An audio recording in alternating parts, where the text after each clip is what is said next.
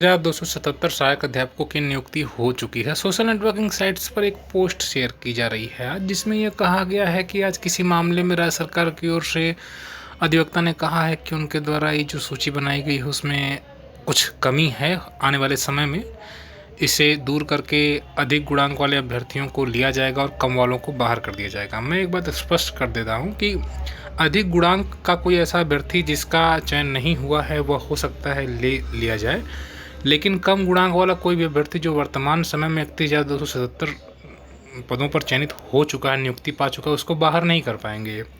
कारण यह है ना कि जो 31,277 अध्यापकों की नियुक्ति हुई है वो सिर्फ सुप्रीम कोर्ट के अंतरिम आदेश के अधीन हुई है। इसका मतलब यह है कि इस पर हाई कोर्ट का कोई प्रभाव नहीं पड़ेगा। हाई कोर्ट के द्वारा कोई आदेश अगर आता है इस मामले में तो वो भले ही अधिक गुणांक के कुछ अभ्यर्थियों को चयनित करें, क्योंकि इनके पास सीट अच्छी खासी है। आपने देखा है 51,000 सीट बची हुई हैं।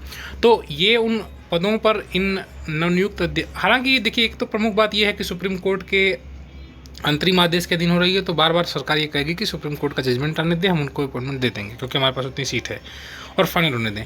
लेकिन कुछ अभ्यर्थियों के द्वारा जो ये बात बताई जा रही है ये अफवाह है, इसको आप ध्यान न दें। 31,277 अध्यापकों की नियुक्ति सिर्फ सुप्रीम कोर्ट के अंतरिम आदेश के अधीन है और ऐसा उनके नियुक्ति पत्र में भी लिखा हुआ है। तो अन्य किसी केस को लेकर आपको घबराने की अब जरूरत नहीं है। इलाहाबाद हाईकोर्ट में कोई मैटर था जिसमें इस प्रकार की बातें लोग कह रहे हैं और ये बेसलेस भी है। इसको हम इस 31,277 में चयनित अभ्यर्थियों के संबंध से मतलब इससे कनेक्ट नहीं कर सकते हैं। मैटर साफ है कि यह जो नियुक्ति हुई है वो सिर्फ सुप्रीम कोर्ट के अंतरिम आदेश के अधीन हुई है और उस पर सुप्रीम कोर्ट का आदेश ही प्रभावी होगा, जो 60 और 65% का क्वालिफाइंग मार्क पर निर्भर करता है। सुप्रीम कोर्ट आने वाले समय में 90-97 का क्वालिफाइंग मार्क डिसाइड कर देता है, तो बाकी बचे अभ्यर्थियों की भी नियुक्ति हो जाएगी।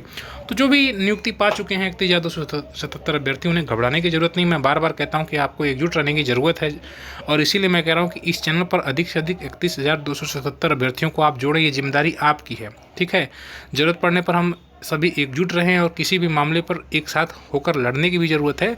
इसलिए 31,277 में जितने भी चयनित अभ्यर्थी हैं, आपकी सबसे बड़ी जिम्मेदारी है कि आप इस चैनल को अधिक से अधिक लोगों तक जोड़िए, खासकर उन अभ्यर्थियों तक जो 31,277 मामले में नियुक्ति पा चुके हैं। व्हाट्सएप पे वीडियो शेयर करिए, लोगों को जोड़िए। और इस हाईकोर्ट के आर्डर से ऐसा कुछ भी स्पष्ट नहीं है, ये लोग सिर्फ अफवाह फैला रहे हैं। बिल्कुल ना घबराएं, 1% चिंता नहीं करना है।